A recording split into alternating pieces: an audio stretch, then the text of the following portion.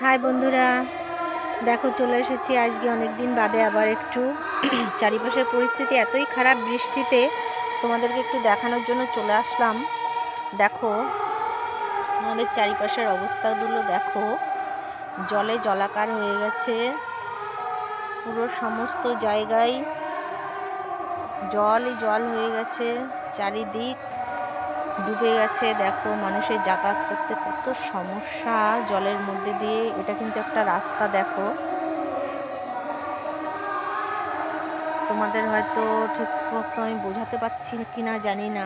এই যে রাস্তা, দেখো রাস্তাটা চলে এসেছে, এখান থেকে এসে এই যে জল শুরু হয়েছে, দেখো রাস্তায় চারিদিকটাই জলে ডুবে গেছে। দেখো বাড়ি ঘরদোরগুলো সবই জলের, বলতে গেলে জলের জলের মধ্যেই।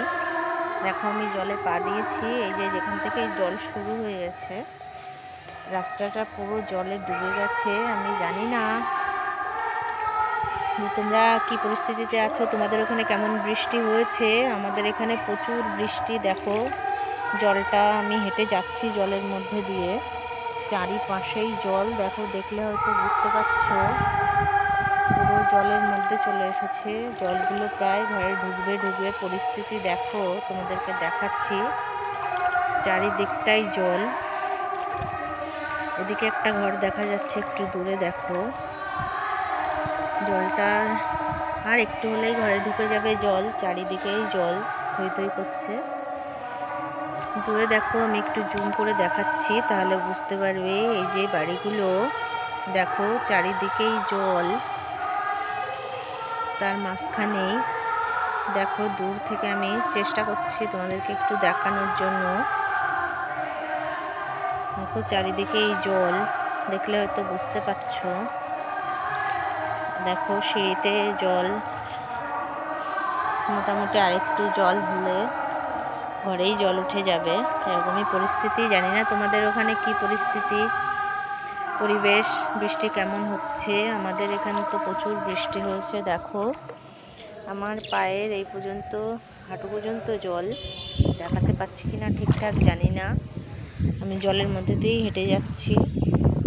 এটা আমার একটা দাদার বাড়ি। দেখো পরিস্থিতি, চারিদিকেই জল। দেখো জল থই থই করছে, জলের মধ্যেই মোটামুটি বসবাস করছে, ঘর ছেড়ে যাওয়ার মতো পরিস্থিতি নেই। এত জিনিসপত্র নিয়ে কোথায় যাবে। দেখো চারিদিকটাই জল। এই একটা বাড়ি করার জমি দেখো, ঘিরেছে পাঁচিল দিয়ে, পুরোটাই জলে থই থই করছে। সত্যি বলতে কি, এই জায়গাটা এত নিচু, আমাদের পরিবেশটা এই সাইডটা যে জলে ডুবেই আছে। দেখো জলের পরিস্থিতি, আর যাচ্ছি না, এই পর্যন্তই তোমাদেরকে দেখালাম। জানি না তোমাদের ওখানে কি অবস্থা জানিও। দেখো মোটামুটি আমার কতটা, এখানে প্রায় হাঁটু পর্যন্ত জল। দেখো আর যাচ্ছি না, গেলে আমার জামা কাপড় ভিজে যাবে। ওই যে আমাদের একটা বৌদি জলের মধ্যে আসতে পারছে না, দাঁড়িয়ে কথা বলছে আমার সঙ্গে। তোমাদের দেখানোর জন্য জাস্ট এই জলে নেমেছি। দেখো ঘর থেকে নামলেই জল, কি পরিস্থিতি চারিদিকে, কি পরিবেশ আমাদের এখানটা।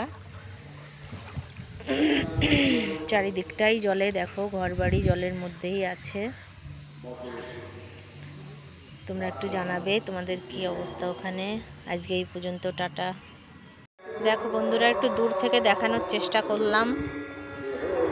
দেখো চারিদিকটাই জল আর জল। একটু জলের মধ্যে নেমে তোমাদেরকে দেখিয়েছিলাম, দেখানোর জন্যই জলে নেমেছিলাম।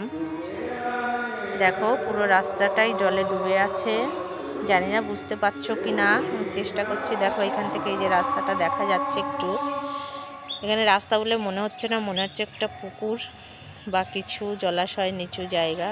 দেখো জলের পরিস্থিতি, ঘরটা একটুখানি জেগে আছে, আর একটু হলেই জল ডুবে যাবে, জল ঘরে ঢুকে যাবে। এটা ঘরের পেছনে পরিস্থিতিটা দেখো, চারিদিকে জল জমে কি অবস্থা হয়েছে। মানুষের যাতায়াত করতে খুবই অসুবিধা হচ্ছে, যেহেতু মেন রাস্তা এটা। এই পরিবেশটা, এই যে পাড়ার লোকজনগুলোর যে কত অসুবিধা, চারিদিকেই জল, বৃষ্টির নিচু জায়গায় জল হলেই জমে যায়। বৃষ্টি হলে খুবই সমস্যা আমাদের চারিপাশের পরিস্থিতিগুলো, তাই তোমাদের সঙ্গে একটু দেখালাম পরিবেশ পরিস্থিতিটা কেমন। তাই তোমরাও জানাবে তোমরা কি অবস্থা আছো, কেমন আছো, তোমাদের ওখানে সব ঠিকঠাক আছে কি না। আজকের মতো এই পর্যন্ত, টাটা।